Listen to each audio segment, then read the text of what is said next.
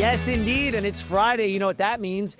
It's time for This Week in Politics, the Friday edition. And we got a new team here today. We're joined now for the first time by Mark Norris, former Alberta Minister of Economic Development under Ralph Klein. Mark, welcome to the show. Thank you so much for joining us.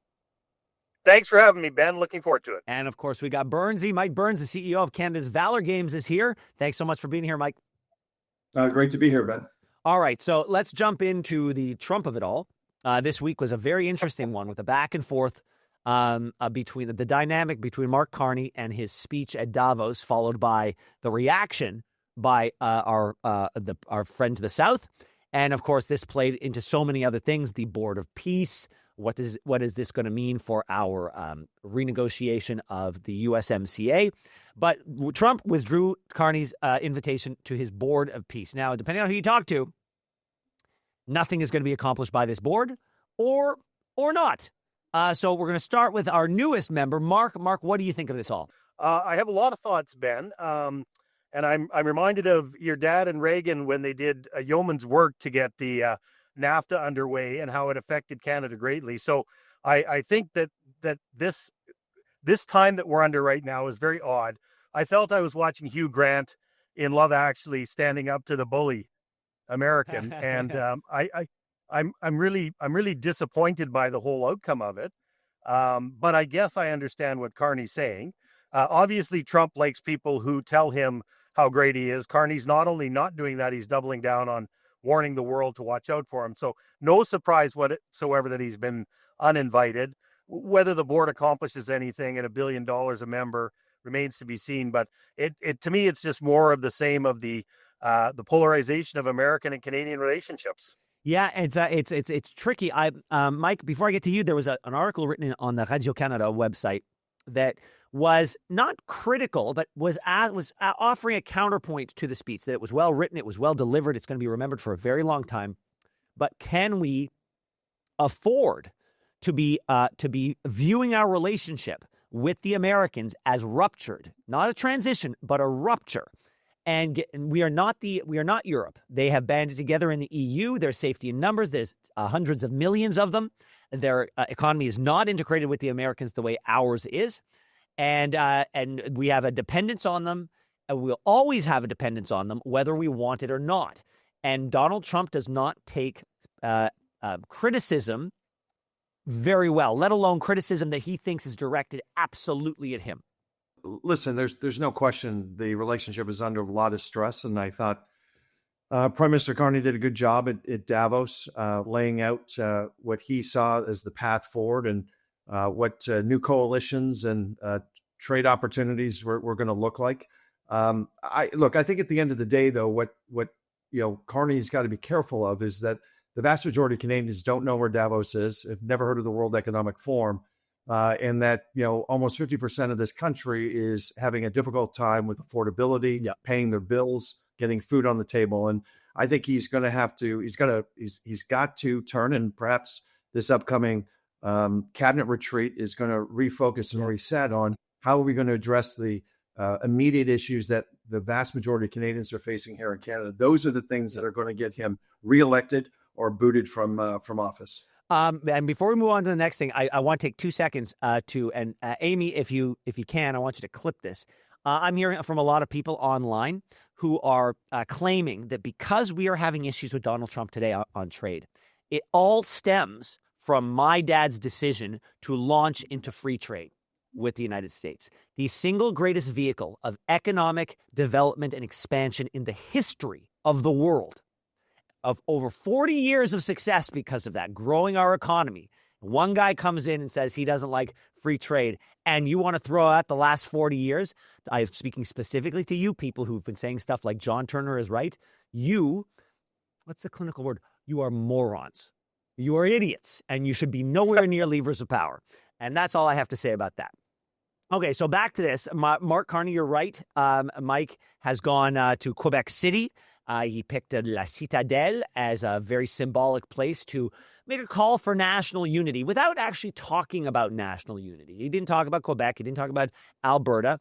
But it did sound like a stump speech. And I guess let's go to Mark in Alberta. What does unity mean in Alberta? Well, unity means a number of different things, but most specifically, it means being heard. And as Albertan lifelong, we know all about equalization. We know the money that's been transferred out of Alberta. Nobody ever complained about it. A high tide rises all boats. But recently, especially the last 10 years under Lord Trudeau, the disrespect was unbelievable, Ben. I've never seen levels of it in my whole life as an Albertan. So unity would mean A, listening, number one, and B, saying, listen, if you're driving the economy and you have some concerns, we are going to not only listen and give endless stump speeches that go nowhere, we're going to get a pipeline built, or we're going to talk more about your desire to develop more resources. And the disrespect that has been felt, if Carney is just giving more speeches, which I personally feel he is, to be perfectly blunt, it's going nowhere. And so the separatist movement does have people lining around buildings in Red Deer and Claresholm and Wainwright, it's going to take more root. So unity means listening, getting things done, and actually not just giving the window dressing that we've been getting for at least 10 years, if not longer. I'll tell you what the worst case scenario is here. And to go back to what we were talking about before, this speech did not go over well with Donald Trump. The unilaterally recognizing the state of Palestine did not go over well with Donald Trump. The EV deal did not go well with Donald Trump. He didn't like the Reagan commercial either, but that wasn't Mark Carney. So those things are lining up for possible problems, not only with a NAFTA renegotiation, but what happens, Mike, in the scenario that the separatists pull off the improbable and they win the referendum. Could you see a situation where Donald Trump the next day recognizes the state of Alberta and he says, "Hey, I was just taking my lead from Mark Carney"? Yeah, I listen. I don't think the math works in Quebec, especially since the last referendum. No, I said in Alberta. Oh, I'm sorry. No, I don't think the math works there either. I think there's probably 20 or 25% of Albertans that would consider exiting Canada. I just don't think that it's going to come to that. I think what I would suggest to the Prime Minister, a lot of what Mark has just said, is that Alberta doesn't want a hug. It wants things to work. It wants to stop being talked to as a problem, and it needs to, and Ottawa needs to manage it and start to treat Alberta as an economic engine to partner with. Unity should mean national projects that can actually get built without paralysis. And I believe that unity means a fair deal. If Alberta is asked to carry more of the economic load, it should see more respect, investment, and faster outcomes. That's what all Canadians are looking for. Yeah, and you're right. And talking about us being one united country and actually doing the work to make sure that we are one united country are two different things. But it does feel like we've been given some promises, Mark, in this cabinet retreat, where Mark Carney said that on the table for them to discuss, for them to get going on, is affordability and housing. And those are things people want to hear when you go into a meeting like that. But that is not what we want to hear when you come out. We don't want to hear that you have a plan for a plan. We want to hear we have a plan and the shovels are going in the ground tomorrow. Anything less than that, I don't think will go over well. Oh, I totally agree, but I'm going to take it a step further, Ben. I find it remarkable that all of those folks who bootlicked to Justin for 10 years and were advised by Mark Carney, frankly, never said a word, wanted to get reelected and did. Now Carney shows up. He's some form of savior, making all sorts of promises, going all over the world, telling things, what he stands for as Canadians when he's not elected to do it in a minority government. And no cabinet minister has said anything. All right, well, Mark, hold that thought, and we're going to pick up right with you right when we come back from the break, because we got lots more to discuss on This Week in Politics, the Friday edition on the Ben Mulroney Show. Yes, you are, and we are going to continue with our great and awesome panel today for This Week in Politics, made up today of Mark Norris and Mike Burns. Mark, I was interrupting you. You said you were going to take my thought before the break a little bit farther. I guess I don't want to go too far, Ben, but the cabinet embarrasses me. They don't challenge. They don't say anything. Carney globetrots and says whatever he wants. I don't know if he even talks to them. The only guy that I ever see sort of rise his head above the gopher hole is Champagne. and he doesn't say a lot. So to think that they're going to go have some all-encompassing cabinet meeting where they're going to talk about how to make Canada better, to me is laughable. I think he's going to explain how he is going to get them reelected, and they'll fall into line. But here's the other thing, if I could, Ben, the guy who was advising Trudeau for the last 5 years was Carney as well. So the sleight of hand that the Liberal Party has pulled on the nation is quite remarkable. Oh yeah. And as a lifelong PC, I don't buy it. I don't dig it, but I'm gonna watch very carefully to see what comes out, if anything. Yeah, no, we're living in very strange times where what happened in the last election is considered in some circles a change election. I never thought I'd live to see the day, but here we are. But Mike, it does seem like it's been almost a year in this new Liberal era under Mark Carney. It doesn't feel like a lot's happened. However, because it feels like a game of whack-a-mole, right? We've got Mark Carney's head will pop up and he will say, we're going to build at speeds we haven't seen since the Second World War. And then nothing happens and you bang it down. Another one pops up and it says, well, that's because we had to do X, Y, and Z. And then the same with, housing, the same with Donald Trump. We were going to get a deal by a certain date. And then there's all these reasons why it doesn't happen. Not as much pushback from the press on him not on delaying these things all the time. And so my fear is we just got a great speech, a great speech, an inspirational speech, an insightful speech. But if it doesn't translate into housing, it doesn't translate into affordability, if it doesn't make our dollar go farther at the grocery store, who cares? Yeah, and listen, I can completely agree. I think this cabinet retreat has got to produce more than talking points. Canadians are in a show me mood. And I think if I was the prime minister, I'd be coming out of that cabinet retreat with a different speech that would demonstrate to Canadians the 30, 60, and 90-day action plan. Yeah. The challenge for this government and any other government, whether it's in Canada or elsewhere, is building homes, building infrastructure, and other big projects takes time. Yeah. And so how can we work with the bureaucracy, reduce regulations, incentivize the private sector to participate fully in these things? That is what I think the prime minister has to be laser focused on, while at the same time have an eye to what's going on around the world. But he had the opportunity to do that. He said before the election that one of the biggest problems was the innovation killing and investment killing regulations and regulatory system that was put in place under Justin Trudeau. And then instead of getting rid of it, he built like a fast pass section that only the Liberal Party gatekeeps. And so this is what we've got here, and it's like a shell game, trying to get them to stick to their commitments and acknowledge when they've blown past a timeline. They don't do it. Apparently, according to them, everything's happening, and I don't see it, Mark. Well, you're 100% right, Ben. And listen, I'll tell you, going back to the original comments about what does Alberta want, I hate to say the Eastern media, if somebody would have, in a conservative suit, would have said, Rosemary, look into your heart, they would have been pilloried. If Pierre Poilievre would have said anything about elbows up, they would have accused him of being a bully.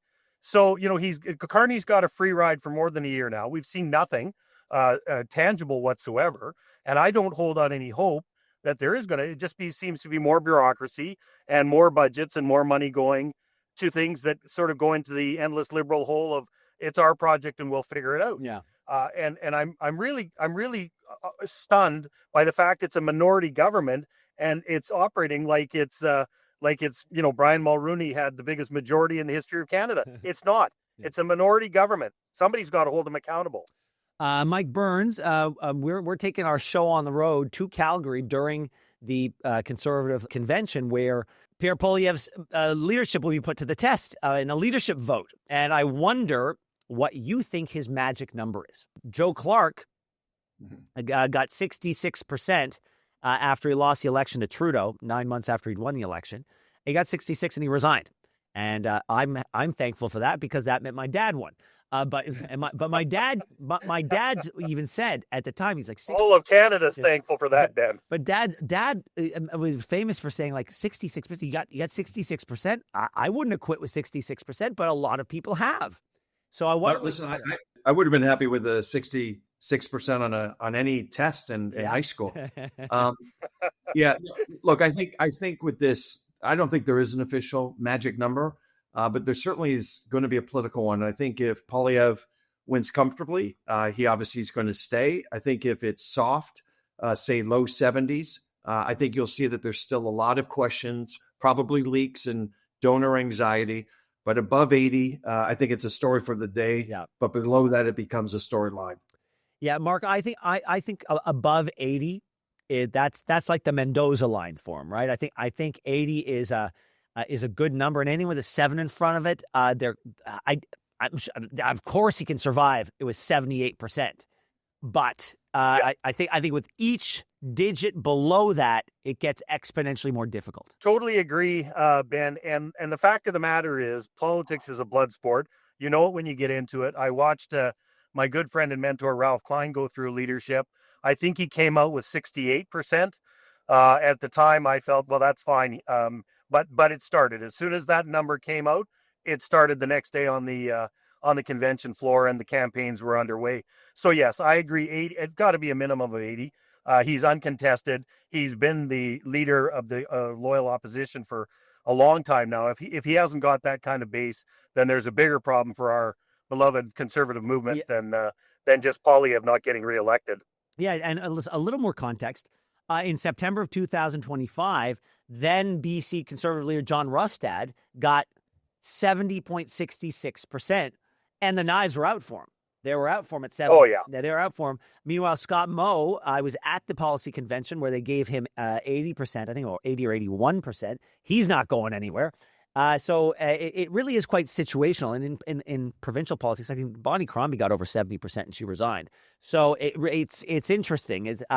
But what do you think has to happen? What do you think a guy like Pierre has to do between now and that vote? The votes haven't been cast yet. I'm sure there's some people who, I don't know how many people are on the fence, but there have to be some people on the fence. Mike, what would you tell Pierre to do to try to get those people who might be on the fence to switch or to get off the fence, and those people who are thinking it's time to turn the page to give him another kick at the can? Yeah, look, I suspect that Pierre and his team have been working the lines and meeting with all sorts of conservatives across the country who will be descending in Calgary in the next few weeks. But I think for Pierre to be competitive, to get the result that he wants, I think he's going to have to expand the base. I think he's got to be less influencer energy and more prime minister energy. And he's got to sound like a prime minister and a government in waiting, and not just an opposition machine. I think people want to see, what is his plan? What would he do under the circumstances? All right, Mike, I'm going to interrupt you because I want to give the last word for about 30 seconds to our new friend, Mark Norris. Thank you, Ben. And Mike, he's got to be put the progressive back in. He comes across as hard-hearted, mean-spirited, all those words that I hate, but it's true. He's not likable in that regard. 50% plus are women who want to like somebody. They want to know that he's looking out for the family, the grocery store. He doesn't come across that way, and he has to. All right. If he doesn't, I don't hold out much hope. All right, Mark Norris, Mike Burns, thank you so much for joining us on the panel. Enjoy your weekend, and we'll see you soon. Thanks so much for watching the show. Now, if you enjoyed what you saw, hit that subscribe button so you never miss another episode of The Ben Mulroney Show.